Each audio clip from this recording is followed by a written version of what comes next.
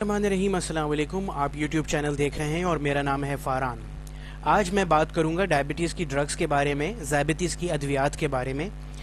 मगर वीडियो में आगे बढ़ने से पहले मेरे चैनल को सब्सक्राइब करें। मेरे चैनल का नाम है फार्मासिस्ट फ़ारान। तो आज की जो वीडियो है वो वाइवा वॉइस को मद्देनज़र रख के बनाई गई है, यानी कि MBBS के स्टूडेंट्स, फार्मेसी के स्टूडेंट्स, BDS के, फिजियोथेरेपी और तमाम मेडिकल रिलेटेड फील्ड्स के स्टूडेंट्स को डायबिटीज़ पढ़ाई जाती है और उनसे वाइवा वॉइस लिया जाता है। तो आज की वीडियो जो है वो वाइवा वॉइस को मद्देनज़र रख के बनाई गई है। तो हम बात शुरू करते हैं। डायबिटीज़ की जो ड्रग्स हैं, ज़ियाबतीज़ की अद्वियात हैं, इसके बारे में आज हम वीडियो बना रहे हैं। तो हम वीडियो का आगाज़ करते हैं। दो तरह की डायबिटीज़ होती हैं, टाइप 1 और टाइप 2। टाइप 1 इंसुलिन डिपेंडेंट है, टाइप 2 जो है वो ओरल मेडिकेशन से ट्रीट की जाती है। टाइप 1 में rapid acting, short acting, intermediate, long acting insulin आती हैं और ओरल मेडिकेशन में बाइगोनाइड, सल्फेनाइलयूरिया, मैग्लिटिनाइड, DPP4, GLP-1 एगोनिस्ट और ए कार्बोज और थायाजोलाइडिन डायोन्स इस्तेमाल होते हैं।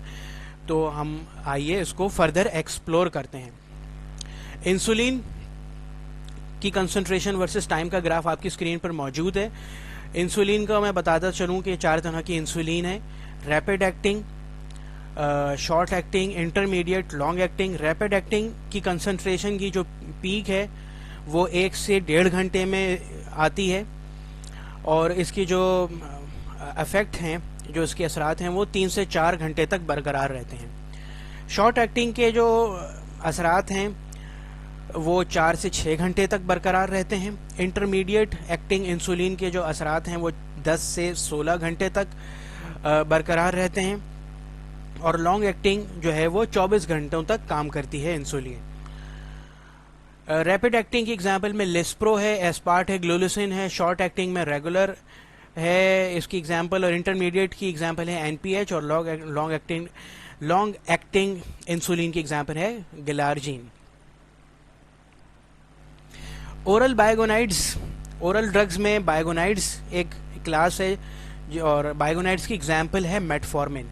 मेटफॉर्मिन 3 तरीके से काम करती है। मेटफॉर्मिन इनहिबिट करती है हेपेटिक ग्लूकोनियोजेनेसिस को, इंक्रीज करती है ग्लाइकोलिसिस को और इंक्रीज करती है पेरिफेरल ग्लूकोज अपटेक को। अब ये 3 टर्मिनोलॉजीज मैंने ली हैं, इसको मैं फर्दर एलैबोरेट करूंगा, मगर जो नेट इफेक्ट आता है वो है decrease of glucose in body. इसका एडवर्स इफेक्ट आता है मेटफॉर्मिन का vitamin B12 deficiency, GI upset और लैक्टिक एसिडोसिस। लैक्टिक एसिडोसिस जो है वो जानलेवा एडवर्स इफेक्ट है, जिसे मैं फर्दर डिस्कस करूंगा।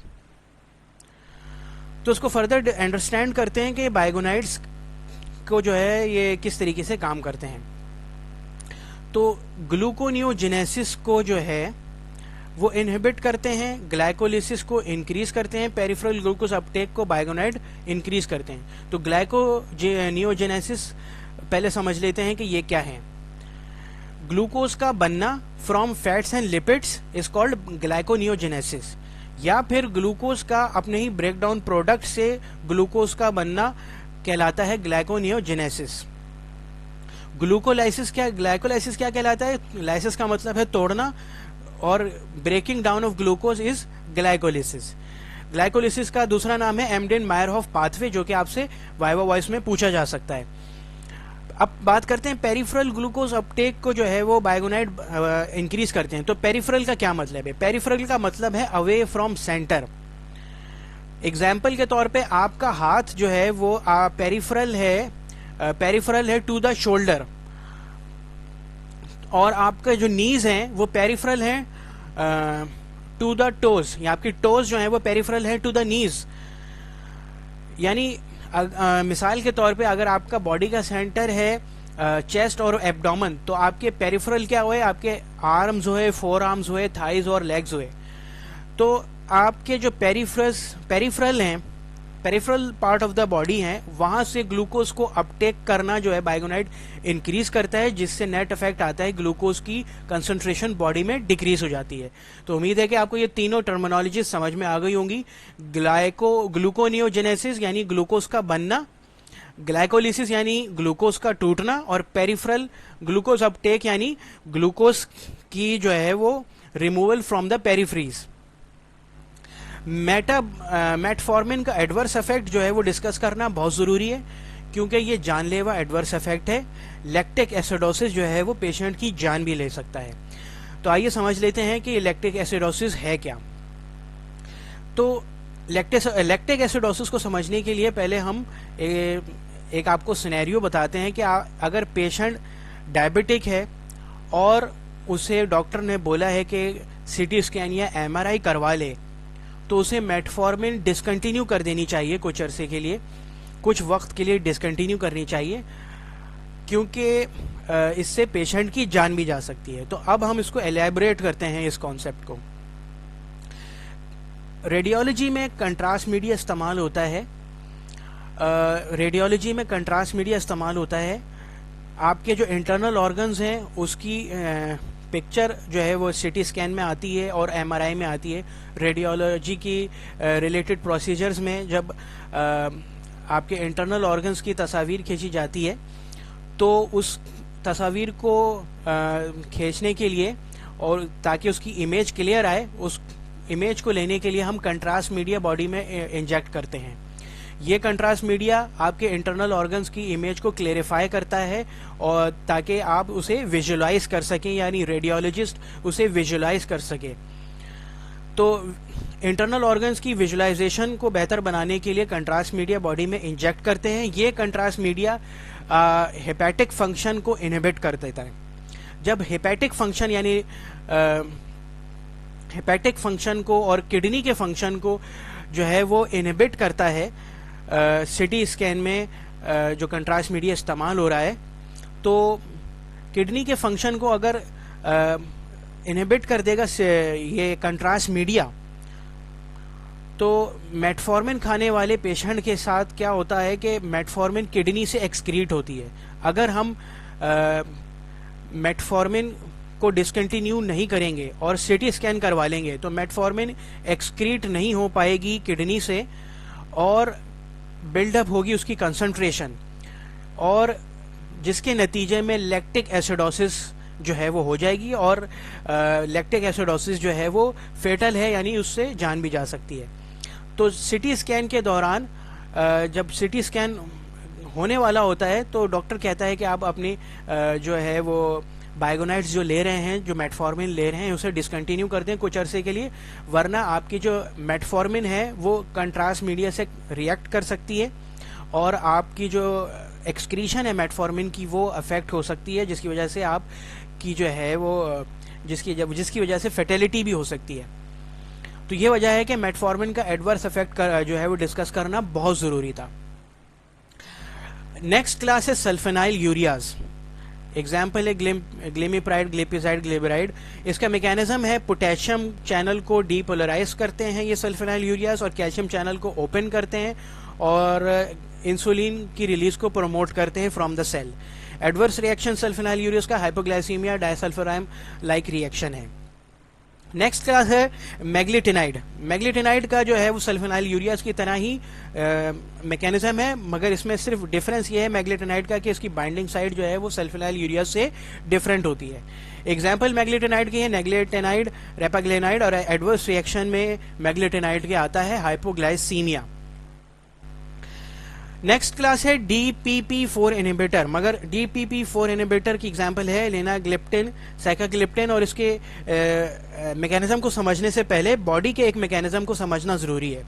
जब आप खाना खाते हैं, आपके स्क्रीन पे जैसे ये मैंने शो किया हुआ है, जब आप खाना खाते हैं तो एक enzyme GLP-1 glucagon peptidase 1 release होता है बॉडी में, जिसका काम है इंसुलिन की रिलीज को प्रमोट करना और ग्लूकागॉन के रिलीज को इनहिबिट करना। तो GLP को जो अफेक्ट करता है एंजाइम वो है DPP4।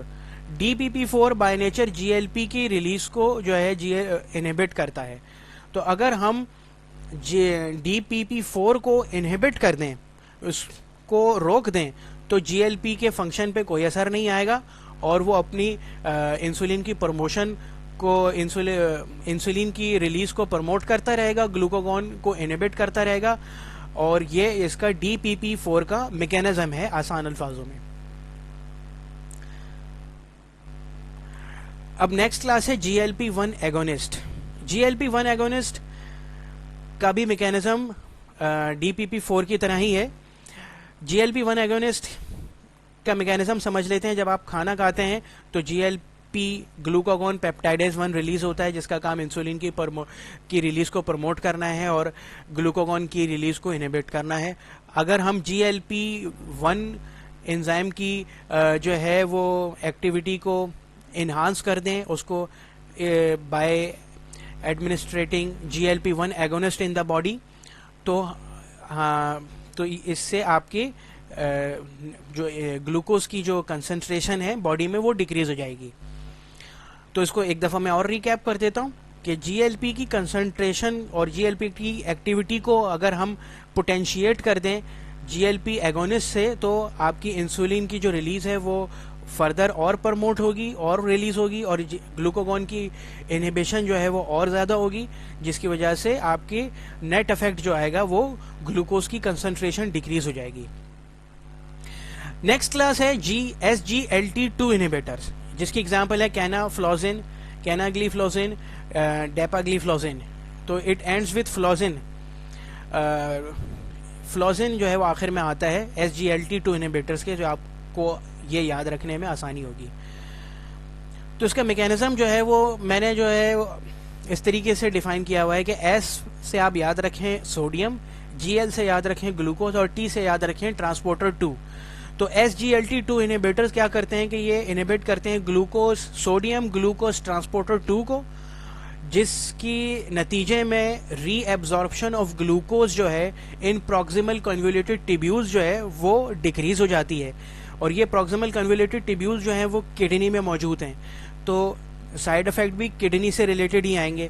तो साइड इफेक्ट जो है वो glycosuria, urinary track infection, vaginal yeast infection और हाइपोक्लेमिया और डिहाइड्रेशन इसके साइड इफेक्ट्स हैं। तो एक दफ़ा फिर मैं इसको रिकैप करूं, SGLT2 क्या करते हैं? SGLT2 करते हैं सोडियम ग्लूकोज ट्रांसपोर्टर 2 को इनहिबिट करते हैं, जिसके नतीजे में प्रॉक्सिमल कन्वोल्यूटेड ट्यूब्यूल्स की में जो है ग्लूकोज की रीएब्जॉर्प्शन है वो डिक्रीज हो जाती है और नेट इफेक्ट आता है कि ग्लूकोज की कंसंट्रेशन बॉडी में कम होती है। अब क्योंकि SGLT2 किडनी पर असरअंदाज होकर जो है वो ग्लूकोज की कंसंट्रेशन कम करते हैं, तो इसके साइड इफेक्ट भी जो हैं वो किडनी रिलेटेड ही आते हैं, जैसे कि urinary track infection, vaginal yeast infection, glycosuria, dehydration. Next class है अल्फा ग्लाइकोसाइडेज इनहिबिटर। मगर अल्फा ग्लाइकोसाइडेज इनहिबिटर को समझने से पहले ग्लूकोज की कन्वर्जन को समझ लेते हैं। इंटेस्टाइन में ग्लूकोज किस तरीके से कन्वर्ट हो रहा है? रॉ फॉर्म में ओलिगोसैकेराइड के फॉर्म में आता है ग्लूकोज, और इंटेस्टाइन में वो ओलिगोसैकेराइड कन्वर्ट होता है मोनोसैकेराइड में, और वो मोनोसैकेराइड में किस तरीके से कन्वर्ट होता है ओलिगोसैकेराइड मोनोसैकेराइड में with the help of alpha glucosidase enzyme convert होता है मोनोसैकेराइड में। यानी इंटेस्टाइन में मौजूद अल्फा ग्लाइकोसाइडेज एंजाइम जो है वो ओलिगोसैकेराइड को कन्वर्ट कर देता है मोनोसैकेराइड में। अगर हम इंटेस्टाइन में मौजूद अल्फा ग्लाइकोसाइडेज एंजाइम को ही इनहिबिट कर दें, अगर हम इंटेस्टाइन में मौजूद अल्फा ग्लाइकोसाइडेज एंजाइम को इनहिबिट कर दें, तो ओलिगोसैकेराइड कन्वर्ट नहीं हो पाएगा मोनोसैकेराइड में और फर्दर ग्लूकोज में वो कन्वर्ट नहीं हो पाएगा। तो ये इसका अल्फा ग्लूकोसाइडेज इनहिबिटर का मैकेनिज्म है कि ये इंटेस्टाइन में मौजूद अल्फा ग्लाइकोसाइडेज एंजाइम को इनहिबिट करता है, जिसकी वजह से ओलिगोसैकेराइड कन्वर्ट नहीं हो पाता एंजाइम में इनटू मोनोसैकेराइड और फर्दर ग्लूकोज में कन्वर्जन नहीं हो पाती। अब और जो अल्फा ग्लूकोसाइडेज इनहिबिटर हैं इनमें जो एंजाइम इनहिबिट होता है वो अल्फा ग्लाइकोसाइडेज एंजाइम है, और जब इंटेस्टाइन में ग्लूकोज कन्वर्ट नहीं हो पाएगा, उसकी कन्वर्जन रुक जाएगी, तो वो एज इट इज़ ओलिगोसैकेराइड जो है वो स्टमक में पहुंच जाएगा विदाउट कन्वर्टिंग इनटू मोनोसैकेराइड। और यही वजह है कि इसके जो एडवर्स इफेक्ट हैं वो एब्डोमिनल बेस एडवर्स इफेक्ट आते हैं, जैसे कि GI upset, gas trouble, abdominal blotting. Next class है थायाजोलाइडीन डायोन्स, जिसकी एग्जांपल है पायाग्लेटाजोन, रोजिग्लेटाजोन। ग्लिटर से आप याद रख सकते हैं ग्लिटाजोन। तो थायाजोलाइडीन डायोन्स जो हैं उनको आप याद रख सकते हैं, ग्लिटर जो चमक है उससे आप याद रख सकते हैं कि पायाग्लेटाजोन, रोजिग्लेटाजोन। तो इट एंड्स विद ग्लिटाजोन। तो इसका मैकेनिज्म है कि ये peroxisome proliferated activated receptor gamma को जो है वो बाइंड करके इंसुलिन की सेंसिटिविटी को जो है वो इंक्रीज करता है। थायाजोलाइडीन डायोन्स क्या करते हैं, पी पार गैमा रिसेप्टर से बाइंड करके इंसुलिन को रिलीज करवाते हैं और इंसुलिन की सेंसिटिविटी को बढ़ा देते हैं। तो इसमें एडवर्स इफेक्ट आते हैं, हार्ट फेलियर और फ्रैक्चर रिस्क इंक्रीज हो जाता है।